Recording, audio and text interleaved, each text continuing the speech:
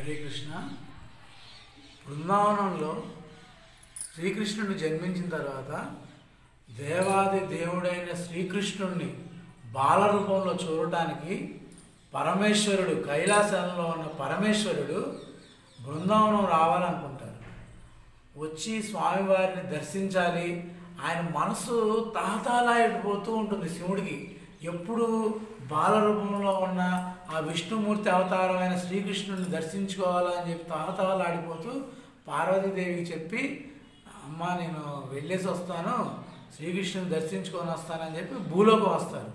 భూలోకం వచ్చి బృందావనం వెళ్ళి యశోదాదేవి నందుడు ఇంటి ముందు పరమేశ్వరుడు శివుడు నుంచొని శ్రీకృష్ణ దర్శన భాగ్యం కోసం ఎదురు చూస్తూ ఉంటాడు. అప్పుడు యశోదాదేవి బయటకు వచ్చి ఆయన చూసి, అయ్యో ఈయనేంటి ఒక జంగముడిలాగా ఉన్నాడు, ఒక సాధువులాగా ఉన్నాడు, పిల్లోడు చూసి భయపడిపోతాడేమో, ఈ అబ్బాయి వచ్చాడేంటి, ఏం కావాలని ఆయన అడిగిద్ది. అమ్మ ఆయన మారువేషంలో ఉంటాడు శివుడు. అమ్మ నాకు ఏమొద్దమ్మా, మీకు ఎవరో బాలుడు పుట్టాడంట కదా, ఆ బాలుడు దర్శనం కోసం వచ్చానని చెప్పి చేతులు జోడించి పరమేశ్వరుడు అయిన శివుడు యశోదాదేవిని అడుగుతాడు.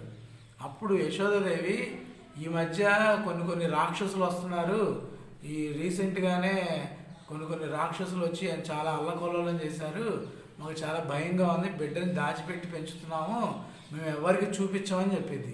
అమ్మ నేను చాలా దూరం వచ్చానమ్మా, నందబాబా యశోదాదేవికి ఎన్నో సంవత్సరాల తర్వాత బిడ్డ పుట్టాడని చూద్దామని వచ్చానమ్మా, ప్లీజ్ అమ్మ చూపించని బాగా బతిలాడతాడు శివుడు. బతిలాడితే యశోదాదేవి పక్కన ఒక సలహాలు ఇవ్వడానికి ఒక ముసలా ఉంటుంది.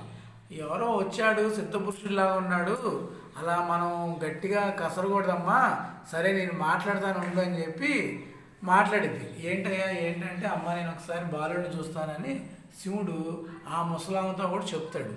అప్పుడు ఆ ముసలామ యశోదాదేవిని బాగా కన్విన్స్ చేయడానికి ప్రయత్నించింది. ఎంత కన్విన్స్ చేద్దాం అనుకున్నా కూడా యశోదాదేవి భయపడి కన్విన్స్ అవ్వదు. అయితే సరే ఈయన వచ్చాడు కదా, అతిథి సత్కారం చేయాలి, ఉట్టి చేతులతో పంపించకూడదని చెప్పి బియ్యం, పప్పులు, ఉప్పులు అన్నీ ఒక గిన్నెలో పెట్టుకొని ఒక చాట్లో పెట్టుకొని ఆయనకి ఇద్దామని చెప్పి తీసుకెళ్ళింది. తీసుకెళ్ళగానే శివుడు, అమ్మ ఇవన్నీ నాకు ఏమొద్దు, ఆ బాలకృష్ణుడి దర్శనం భాగ్యం కల్పించమ్మా అని ప్రార్థిస్తాడు. ఆయన కల్పించకపోతే శివుడు ఆ ధాన్యాన్ని ఇలా పట్టుకోగానే ఆ బియ్యం, ఆ ధాన్యం అన్నీ వజ్ర వైడూర్యాలు, బంగారపు నాణ్యాలుగా మారిపోతాయి. అప్పుడు యశోదాదేవి పక్కనున్న ఆ ముసలామ యశోదాదేవికి ఒక సలహా ఇచ్చింది.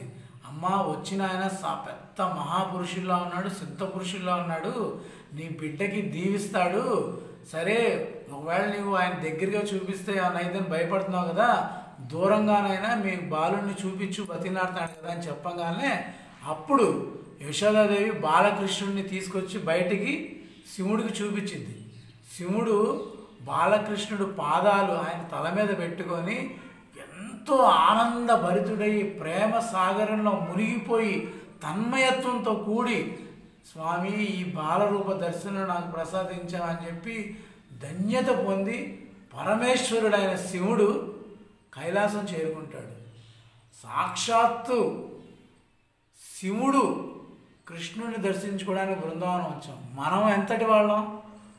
అందుకనే కలియుగంలో భగవద్భక్తులైన అందరూ, శివభక్తులు, వైష్ణవ భక్తులను తేడా లేకుండా బృందావనం రండి, కృష్ణుడిని దర్శించండి, కృష్ణ భక్తికి కృపకి పాత్రులు కండి. హరే కృష్ణ. నమ పార్వతీ పదే హర హర మహాదేవ శంభో